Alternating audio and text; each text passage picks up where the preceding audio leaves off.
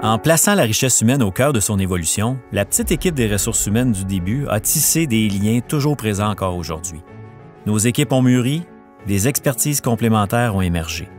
Dans ce terreau fertile, plusieurs personnes ont progressé à l'interne. Je suis fier d'en faire moi-même partie.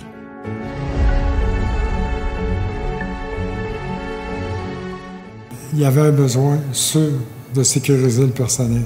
Parti avec Claudette, on se faisait devoir de serrer la main à tous les gens s'ils voulaient nous rencontrer tous les deux. On est parti avec le principe que l'organisation doit être près des gens.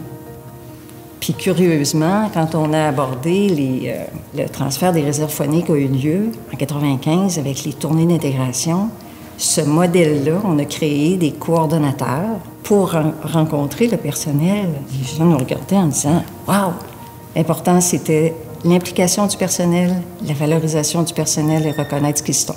De pouvoir faire parler, impliquer les employés dans l'opération, dans le devenir de leur organisation, c'était de leur donner le droit de parole.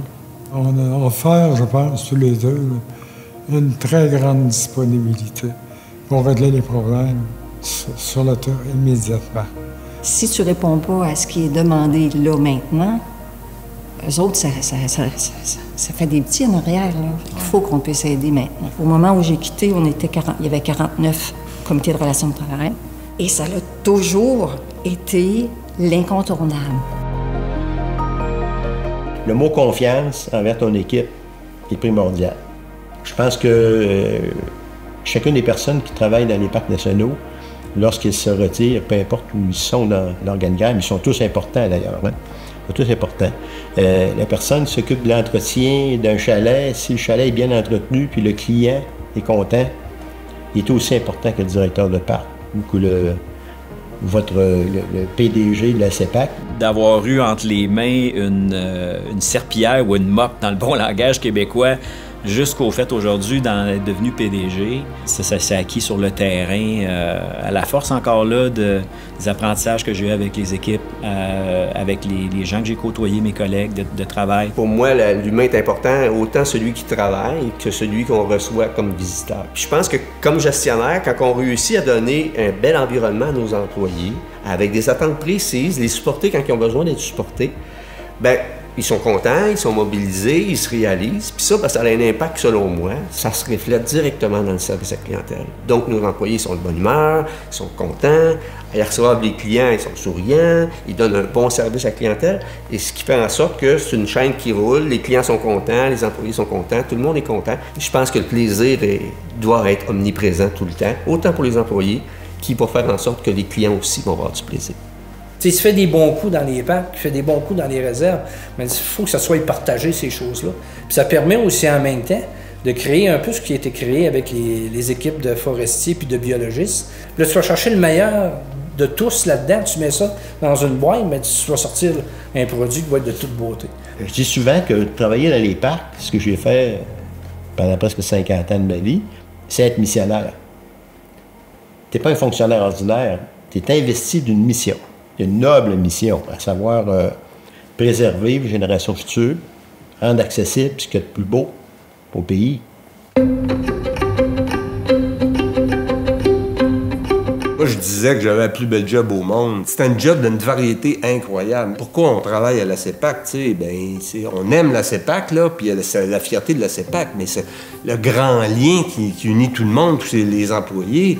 Cet amour de la nature, là. Ce qui me sautait d'en face, là, c'est que les gens, là, c'était tous des maniaques, des passionnés du plein air. Dans leur façon de parler, là, on se rendait compte qu'ils voulaient la faire vivre aux autres.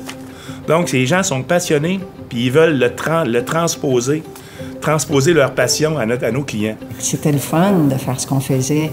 On sentait que tout le monde travaillait dans le même sens. Il y avait une volonté réelle d'atteindre les objectifs. La nature, le contact avec les autres humains qui sont les clients, puis la fierté de cette organisation-là, ça unit tous les employés. La passion, pour certains, ça va être du territoire dans lequel ils travaillent. D'autres, ça va être la passion de la mission.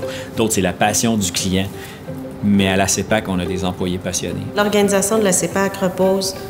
Oui, c'est une entreprise, oui, elle va perdurer dans le temps, mais à la base, elle a été créée par des gens qui y croyaient, qui avaient des valeurs, qui ont inculqué une culture et j'ai eu la chance de les côtoyer. Moi, j'ai basculé entre travailler avec eux, les bâtisseurs, et aller vers l'avenir dans une mouvance parfois assez intense. Et moi, c'était mon centre de ski, je prenais ça comme mon entreprise. Tu sais, moi, je trouvais ça super excitant que la CEPAC arrive là, parce que moi, ça me permettait en tout cas d'exprimer mon esprit d'entrepreneurship. Je voyais la possibilité que la CEPAC pouvait amener, là. Raymond avait eu la chance, ce qui m'avait impressionné, de visiter plus de 200 parcs nationaux et sites naturels à travers le monde. C'est le secret de ce qui a fait qu'on a été plus innovant, qu'on s'est battu aussi tout le monde ensemble, puis qu'on a gardé cette espèce d'esprit d'entrepreneurship qui nous a permis d'amener tout le monde ensemble, ce réseau-là ailleurs. Créer une culture sépacienne, une culture de baser ses résultats, tourner vers les clients puis les employés, d'une approche pragmatique là, qui permet d'arriver à des résultats avec de la souplesse. Moi, je pense que j'ai contribué un peu à ça. Ça faisait partie de mes valeurs personnelles. En voyageant dans tous les autres parcs canadiens, en côtoyant ceux qui étaient en charge des autres parcs canadiens, j'ai réalisé qu'ils étaient époustouflés, ébahis par ce qu'on faisait à la CEPAC avec le réseau des parcs.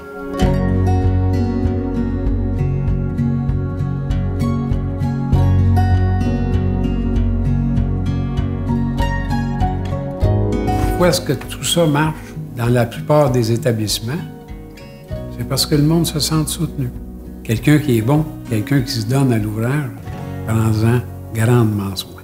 Je rends hommage aux équipes depuis le début, parce que ultimement, tout ce qui a permis de livrer ce qu'on a livré, c'est les équipes de terrain, là. C'est l'ensemble des gens qui ont permis de garder ça à bout de bras au cours des années, là. C'est l'être humain qui fait vivre des expériences à l'autre être humain. Donc, nous, comme organisation, on doit bien traiter nos employés. On doit leur donner les moyens de se développer. Ça ne fera pas tous des PDG, c'est pas ça qu'on souhaite. Mais c'est de développer ces gens-là à la hauteur de leurs compétences, de leur disponibilité, de leur intérêt. Donc, c'est d'être à l'écoute de ces gens-là pour augmenter aussi le taux de rétention et le développement dans l'organisation.